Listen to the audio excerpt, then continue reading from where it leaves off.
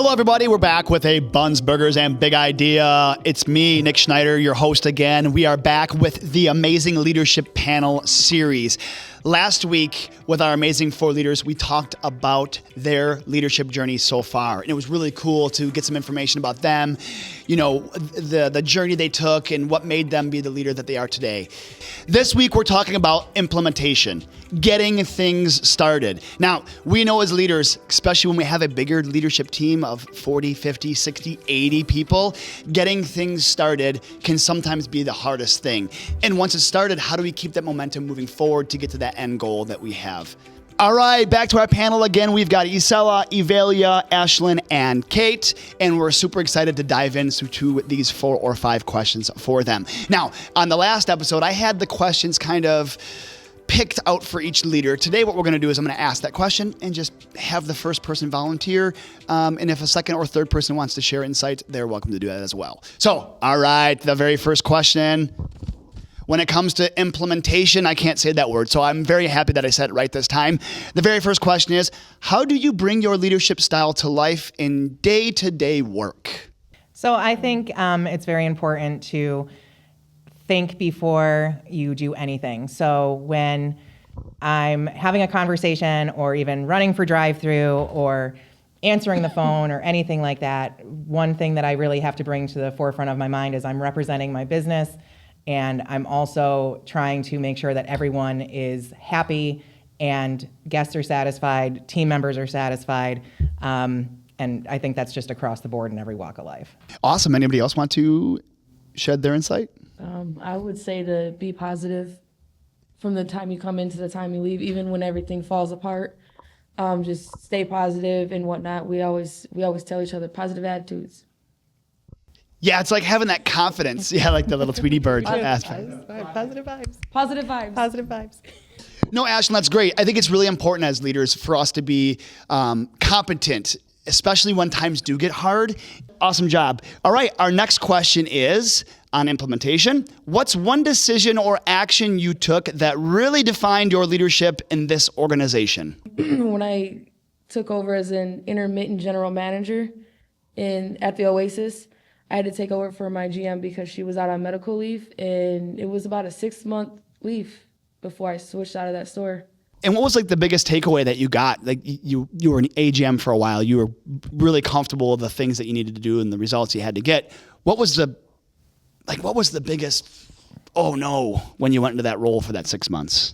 My biggest issue with that role would have to be because it was a 24-hour store. That's probably the only issue that I had at that store.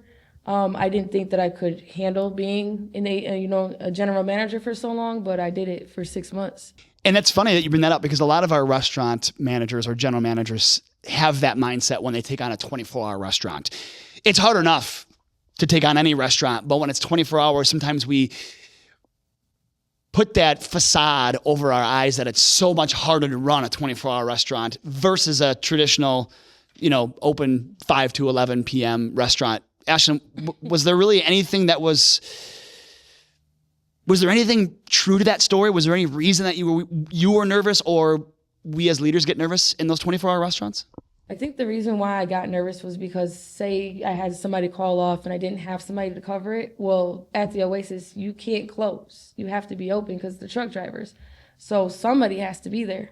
So that would have to be the most stressful part about being the general manager out there, was because of like people not coming into work, people being sick and things like that.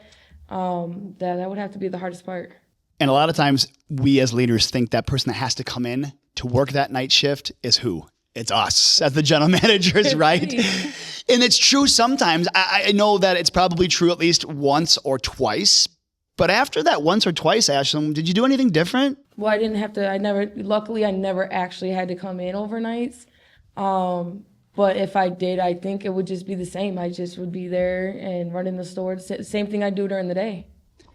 So you would say that you were nervous about something that never happened or never happened yet. Exactly.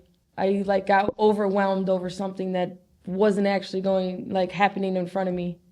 Good. That's going to segue me right into our next question. And it's not on our list. So thanks for sparking something in my mind.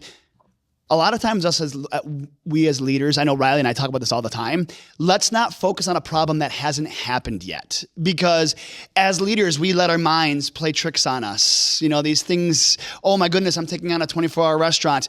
Oh no, Nick, there's going to be a call off at midnight. You're going to have to get out of bed and go into work. And that holds us back. So my question, I guess, is this. As leaders, how do we overcome or how do we forget about those issues that haven't happened or might not happen that might hold us back? Or share a time or share a worry that you worried about that really hasn't happened yet. So I think it goes back to things that we talked about in the leadership journey, where you really, as a leader, you have to remember to not sweat the small stuff. And we need to always have a plan. If you're worried about your overnights being your biggest opportunity, that's probably where I would start my development journey, honestly. So I wouldn't run into any issues with trying to cover a shift, be it a manager or a crew person. Again, it really is just all about compartmentalizing what you can, going after what you can fix, and having a plan. So if something does happen in the future, you know what to do differently. Yeah, Kate, that's awesome. And it kind of reminds me of a saying that we all kind of have. If you fail to plan, it's like planning to fail. So as leaders, when we go into a new restaurant or in a leadership position, it's like pushing the pain. If that overnight is going to be my pain, then let's fix it. Let's make sure that we plan so we don't fail at that as well. Well, this is just like a personal experience. I think it was last week. I was worried about, it was recently. It was within the last week. I was worried about meeting lunch times. And I was like, there's no way we're going to meet these times. Like, I have nobody in this and that. Like, I got so overwhelmed. And then I was like, you know what? Knock it off. Knock it off, because it hasn't started yet. You're like 20 minutes before it starts. So we got everything in line and people in order. And we actually did better than probably the whole week for lunch. Yeah, exactly. And you planned, right? Even though you're in the heat of it, you're in the whirlwind and you're running around crazy, you probably reset, put your plan back together, made sure your plan was perfect, and then executed it, right? Yeah. All right, perfect. All right, back into our next implementation question. How do you keep your team motivated and engaged even on tough days? Well, we don't have any tough days, do we? Guys, how do we keep them motivated and engaged during those days? For me, I think it's the attitude. Have a good attitude all the time. Like I told my managers, like, I know sometimes we run like with not a lot of people, or we got call-ins or things like that. But if you get stressed, you're gonna stress everyone. And then sometimes when you want someone to stay longer, they're not gonna stay because they are already seeing that you're already stressed. So they're gonna be like, no, thank you. But if they see that you're trying and then you have the good attitude, they are even coming to you and saying, do you need my help? Do you want me to stay more? Or things like that. So for me, it's the attitude. So many times as leaders, like, people can see our bullshit, right? They can see our bullshit. So when you're getting your butt kicked and things like that, you might as well just stay positive, because guess what? At the end of the day, we're stuck doing that 4-hour peak with me and 4 others. So we might as well enjoy it, because guess what?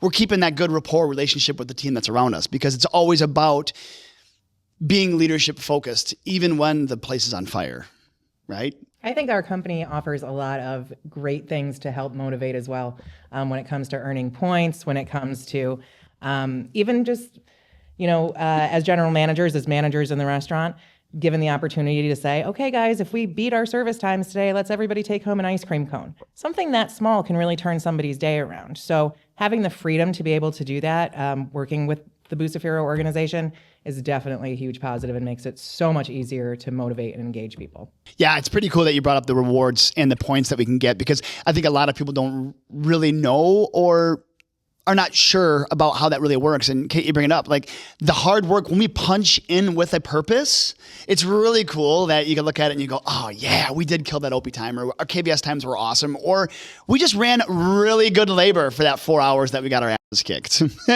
right? It's always finding what do they always say? Always finding the cupcake at the end of the battle. I don't know if that's not a saying. I made that up. But cupcake? Thank you for laughing at my stupid made-up joke. Yeah, the cupcake at the end of the battle. Because we don't have to win every battle, but we do have to fight them all. And if we got to fight them all, we might as well be positive and have fun while we're doing it. All right, moving on. Let's see if I can get the next question. Ask the same one twice. What role does communication play in your leadership approach? So communication. Yeah, and how do we use that in our approach? My communication in the QSR chat, like every peak, I try to like put something as positive as I can, like post-peak update or post-peak pep talk. Say that 5 times fast. I put it in there so that everybody knows where the goals are, like, or where we're sitting at for that peak, and where our month-to-date labor is and our daily labor is. It's important for them to know, because once they know, they're working hard to get it back down. And I will say that with Ashlyn being the AGM for me at one of my restaurants, that her communication is so strong that it really does help move the restaurant forward. And it is positive communication. And I think it goes back to that positivity sandwich, right? Or the opportunity sandwich, I think it's called, where you start with a positive, you can go into that opportunity that maybe we have, which we all do have, but let's end it on a positive note so nobody's going home upset. That helps motivate people for sure. And when you can put that in writing and, really take it to the bank, that's pretty awesome. Yeah, and I want to elaborate with that a little bit, Kate, because the written language is getting harder and harder these days to understand. Now, of course, when are you going to be here in a text? Very simple to understand, but we add our own emotion into it. When are you going to be here? What do you mean, when am I going to be here? So is there any tools that we use as leaders to be positive when it comes to that written language? Because when we have a team of 50 people sometimes, and we have 50 different personalities or 50 different emotions that are going on, and everybody's got a different emotion at the same time, is there anything that you guys have found that's successful in that chats or the emails that really makes it kind of crystal clear? Yeah, I did. I have to separate my own emotions and just be like, listen, you have to be positive. Just not who cares, but who cares about the emotions that are with it. You have to say what needs to be said, and then you can't just be like, oh, this is this. No, they're going to know. And I think that tagging on to that with Ashlyn, that the more communication you get to have verbally, physically with your people, they know your tone. They know what to, right? They know what you're about. And so if I say, like, let's work on labor, and I put a whole bunch of exclamation points, my team knows, hey, she's happy, we're okay, but let's keep pushing it. If I say, let's work on labor and just put a period, they're probably like, oh crap, where are we at, right? But that's just because we've built relationships and each other. It is very hard in the written word and text and so on and so forth to be able to read that emotion and know where to go with it. But that's why you can't ever eliminate that human factor. Yeah, so would you say it's more important to communicate verbally? Like, say it's 80% of your communication should be verbal, maybe 20% of it should be text, chats, and email. Would that make sense? Would that help us as leaders be better at it? I think yes and no, just in the respect that we have to have that constant communication. That is so important for everything that we do. Personally, for me, I like having something to look back on and read as a reference. So something just very simple. I'm a big fan of like bullet note emails. Those are my favorite ones, those kinds of communications, because super easy reference point. You're getting your point across. There's no need for the fluff. We'll fluff when we have an actual conversation, right? So I think as long as there's a good balance, the communication should work in the right direction. My ambition moving forward is to read every text like it's a 3-year-old that texted me. I'm going to try that. How can you get mad at a 3-year-old? Especially imagine a 3-year-old with a phone texting you. It's pretty funny. Yeah. I've been doing it for about 6 days so far, and it works out pretty well. So that's my best bet. Nick, can we have an example, please? Yes. Where are you? You can't take, what do you mean, where am I? When it's a little kid going, hey, where are you? See, everybody's laughing. That's awesome. That's very cool. Because really, we're all just little kids at heart, right? Mm-hmm. All right, moving on to our next question about implementation. How do you balance being approachable with holding people accountable? Oh, man. Oh, man, that's right. This is a good one. They tailored this question for you, Ashlyn. Okay, Ashlyn, let's take it over. I would say, okay, so over from where I was at first versus now, I had to grow a lot. Like I had to change my attitude. I had to change the people that were around me. I had to change what I did and how I did it because it wasn't working. And I say that because before, when I was holding people accountable, it was more aggressive and more frustrated. Now it's just, hey, this happened. I just need to know that you know that it happened. Let's fix it. We can fix it. You're not really in trouble. But before, there's a huge difference. Huge difference. So yeah, I definitely had to figure out how to balance it. Evelia, how do you remain approachable? How do you make your team feel comfortable coming to you with any question they may have? Creo que mi equipo tiene demasiada confianza en mí. Tiene mucha confianza como para preguntarme lo que sé del trabajo y en sí creo que yo soy una persona como muy sociable con mis compañeros, demasiado sociable y no tengo como compañeros o gente que llega al restaurante o customer, no tengo como ese, ¿cómo se dice? Como no me cierro para yo poder ayudar. Yeah, awesome. I agree with you. Like, it's all about, and we've heard this common theme about being positive. You know, it's a lot of times leaders think, what do you mean I'm not approachable? And it's like, you have that resting bee face, right? Like, look in the mirror, right? Once again, it comes back to that EQ and understanding ourselves more. And Evelia, you said it, like, build trust, build relationships, know that you're there for your team and they're going to want to come to you. And that's just going to help hold them accountable when they can come to you and they trust you. So maybe I'll ask you another question, Evelia, is like, when you have that trust, how do you hold them accountable? And is it easy? Porque en sí soy como muy sociable, pero ellos saben que el ser sociable yo tengo como una responsabilidad en la tienda. Entonces, ellos saben que si yo le pido esto o saben, si yo les digo, chicas, deben de tener tiempo esto, ellos saben que yo puedo bromear, pero a la vez ellos me hacen caso porque saben que es el trabajo que tienen que hacer ellos sin estarle yo repitiendo las cosas.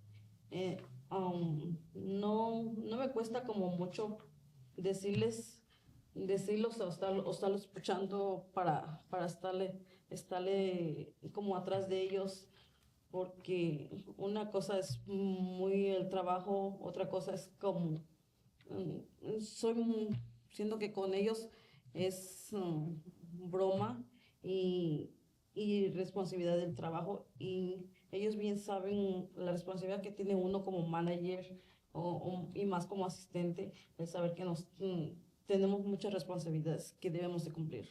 Yeah, that's really cool because a lot of times we know when we're a good leader when we have to say minimum words to get the most action, which is really cool. And I'm not sure if I'm saying that right, but if I have a team that trusts me, I could say, let's go, and we can move mountains, which is really awesome, Evelia. So thanks for sharing with us.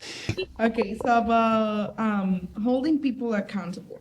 I think sometimes we mistake accountability or we don't know like what it really is.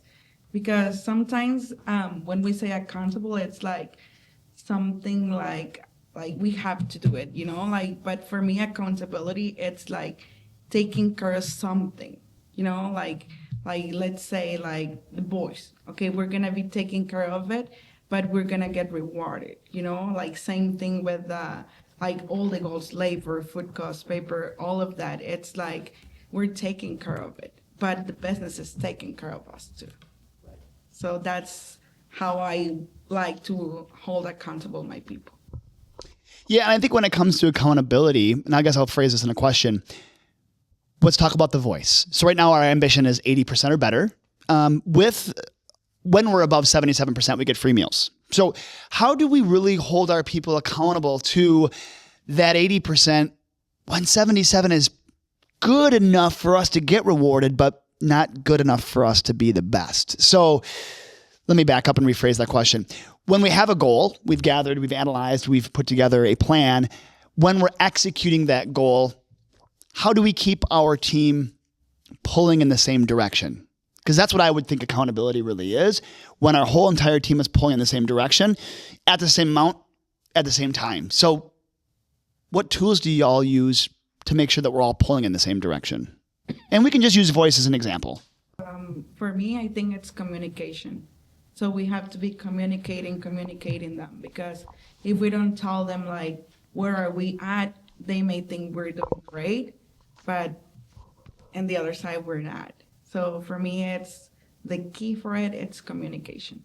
Okay, I'm hearing a common thing. So what's some other communication tools that we use that are effective? Because we can communicate all day, but it's got to be effective. So maybe share one other person in the restaurant that they can that their team is effectively communicating with. So like for us, we do like a lot of boards where we put like what's the target and where are we at. So that's a way that it's easy to read. I don't put like too much details on it. I just like for my boys board, I just put boys and I put the goal and then the target. So it's very easy and everyone can see it. Yeah, that sounds like that's very clear expectation or very clear communication, and it sounds like it's effective. Yes. Cool. Kind of like a scoreboard. Like when we watch the Bears get whooped by the Packers this weekend, or every weekend they play, I always keep an eye on that scoreboard and I go, how much time is left? Because this game is horrible. Bears are going down. No, I'm just kidding. That's my shameless plug about the Bears kicking your butt, or the vice versa. Well, thanks to our panel. This is another great episode of Buns, Burgers, and Big Ideas. Make sure you join us next week for our last segment of this panel session. And we're going to talk more about what's next in their leadership. So leadership journey we did first. Implementation was today's podcast. And next week, it's all about what's next. Listen, learn, and lead. And we'll see y'all again next week. Bye, everybody. Bye. Thanks for joining us on Buns, Burgers, and Big Ideas. We hope today's episode inspired fresh ideas for your leadership journey. Be sure to subscribe so you never miss an episode, and keep learning with us as we continue to explore leadership in the QSR world. Until next time, take care and lead well.